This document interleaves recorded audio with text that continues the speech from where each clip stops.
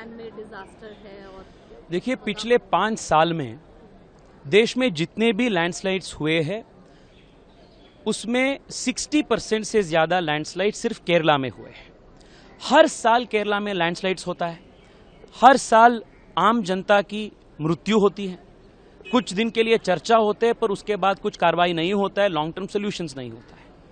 आज सदन में इस इश्यू को हमने उठाए थे और हमने पूछे कि वहां के सरकार बार बार अलग अलग एजेंसीज, अलग अलग केंद्रीय सरकार के संस्थाएं वार्निंग्स देने के बाद भी क्यों इसके ऊपर ये कार्रवाई नहीं करते हैं। एक हफ्ते पहले मतलब जुलाई 23 को माननीय गृह मंत्री जी ने, गृह मंत्रालय ने एक वार्निंग दिए थे केंद्र राज्य सरकार को कि आप इवैक्यूएशन कर दीजिए, वहां लैंडस्लाइड्स होने का संभावना है। पर उसके ऊपर भी काम नहीं हुआ, उसके ऊपर भी कुछ नहीं हुआ।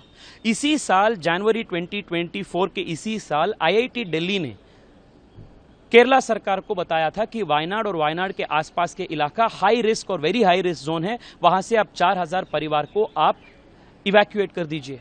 वो भी नहीं हुआ। 2020 में केरला डिजास्टर मैनेजमेंट अथॉरिटी ने स्टडी करने के बाद उन्होंने बोला कि वायनाड के आसपास के जो सिस्मिक जोन हैं, इको सेंसिटिव जोन है, वहां से आप इलीगल इंक्रोचमेंट्स को एवैक्यूएट कर दीजिए, 4000 परिवार को आप अलग जगह से आप शिफ्ट कर दीजिए। उसका भी नहीं हुआ। क्यों नहीं हुआ? केरला सरकार के फॉरेस्ट मिनिस्टर लास्ट 2021 में के राजू उनका नाम है, केरला सरकार के फॉरेस्ट मिनिस्टर ने असेंबली में बयान दिए कि हम इलीगल एनक्रोचमेंट को इसलिए नहीं हम क्लियर कर पा रहे हैं क्योंकि पॉलिटिकल प्रेशर है और कुछ रिलीजियस ऑर्गेनाइजेशंस के प्रेशर है।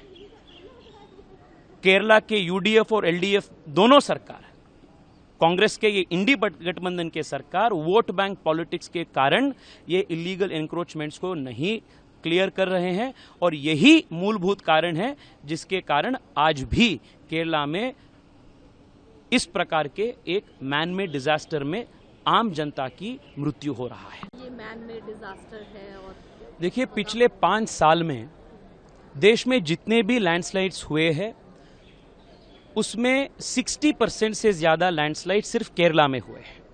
हर साल केरला में लैंडस्लाइड्स होता है, हर साल आम जनता की मृत्यु होती है। कुछ दिन के लिए चर्चा होते हैं पर उसके बाद कुछ कार्रवाई नहीं होता है, लॉन्ग टर्म सोल्यूशंस नहीं होता है। आज सदन में इस इश्यू को हमने उठाए थे और हमने पूछे कि वहां के सरकार बार बार अलग अलग एजेंसीज, अलग अलग केंद्रीय सरकार के संस्थाएं वार्निंग्स देने के बाद भी क्यों इसके ऊपर ये कार्रवाई नहीं करते हैं। एक हफ्ते पहले मतलब जुलाई 23 को माननीय गृह मंत्री जी ने, गृह मंत्रालय ने एक वार्निंग दिए थे केंद्र राज्य सरकार को कि आप इवैक्यूएशन कर दीजिए, वहां लैंडस्लाइड्स होने का संभावना है। पर उसके ऊपर भी काम नहीं हुआ, उसके ऊपर भी कुछ नहीं हुआ।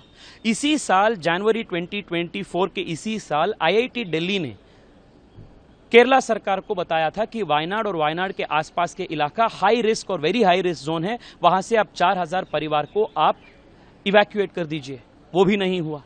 2020 में केरला डिजास्टर मैनेजमेंट अथॉरिटी ने स्टडी करने के बाद उन्होंने बोला कि वायनाड के आसपास के जो सिस्मिक जोन है, इको सेंसिटिव जोन है, वहां से आप इलीगल इंक्रोचमेंट्स को एवैक्यूएट कर दीजिए, 4000 परिवार को आप अलग जगह से आप शिफ्ट कर दीजिए। उसका भी नहीं हुआ। क्यों नहीं हुआ?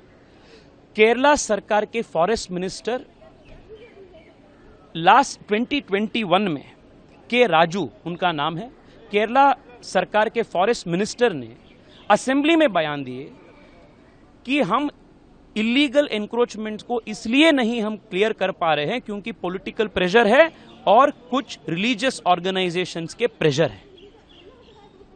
केरला के यूडीएफ और एलडीएफ दोनों सरकार, कांग्रेस के ये इंडी गठबंधन के सरकार वोट बैंक पॉलिटिक्स के कारण ये इलीगल एनक्रोचमेंट्स को नहीं क्लियर कर रहे हैं और यही मूलभूत कारण है जिसके कारण आज भी केरला में इस प्रकार के एक मैन मेड डिजास्टर में आम जनता की मृत्यु हो रहा है। न्यूज नेशन अब व्हाट्सएप पर खबरों की ताजा अपडेट के लिए न्यूज नेशन के इस क्यूआर कोड को स्कैन करें